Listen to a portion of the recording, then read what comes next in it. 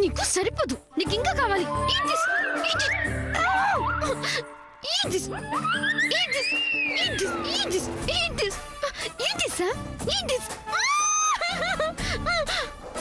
సామోదినా, ఏమైంది? అది అది నేను నీకేం చెప్పలేను వదినా. నాకు పిచ్చి కోపంగా ఉంది.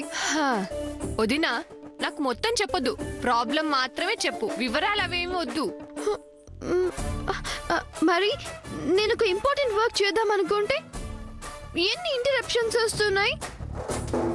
వర్క్ ఈజ్ వెరీ సింపుల్ అయినా సరే అందుకే నాకు పిచ్చి పిచ్చిగా కోపం వస్తుంది.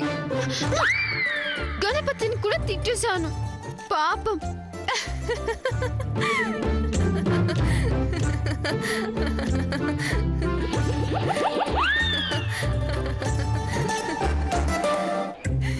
పద్మావతి వదిన, ఎందుకు నవ్వుతున్నావు? నువ్వు ప్రాబ్లం చెప్తుంటే సొల్యూషన్ కూడా వచ్చేసింది.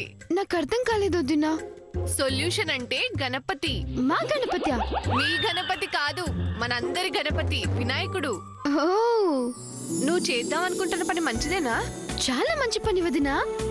అయితే ఇంకేంటి, ఒక మంచి పని అనుకొని దానికి బాధలు ఎదురైనప్పుడు వినాయకుడిని తలుచుకుంటే ఆ కంటకాలన్నీ తొలగిస్తాడు, విఘ్నాలన్నీ నాశనం చేస్తాడు.